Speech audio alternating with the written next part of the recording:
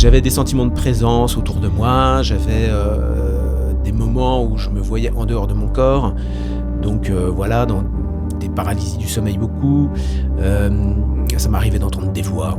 Quelque chose d'assez sauvage se mettait à exister en moi, me perturbait complètement quand j'étais adolescent, quand j'étais jeune adulte, et à partir du moment où j'ai commencé à faire des consultations, tout est rentré dans l'ordre.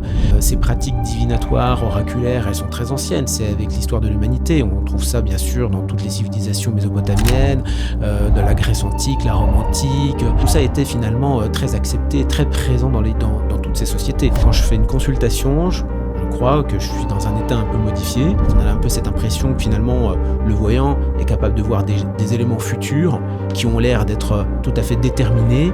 J'ai découvert qu'au fond finalement il y avait tout un pan de recherche scientifique sur les capacités psychiques, les perceptions extrasensorielles, des recherches qui remontent au 19e siècle, on pourrait même faire remonter ça.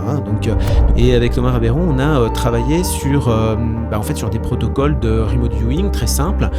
C'est tout bête en fait, vous prenez une photo de quelque chose, de quelqu'un, un lieu, et puis vous mettez ça dans une enveloppe, et puis évidemment le voyant on peut rien voir. Je dirais que j'avais peut-être 70-80% de résultats qui étaient quand même convaincants.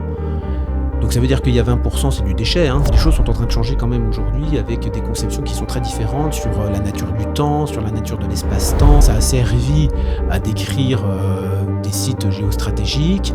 Il y a eu des sessions qui ont été réalisées pour identifier par exemple des bateaux qui transportaient du matériel de contrebande ou de la drogue. Aujourd'hui, on pense qu'il y a encore des programmes qui existent, etc. Pour ce qui est de la France, il n'y a pas un désintérêt pour ces questions-là.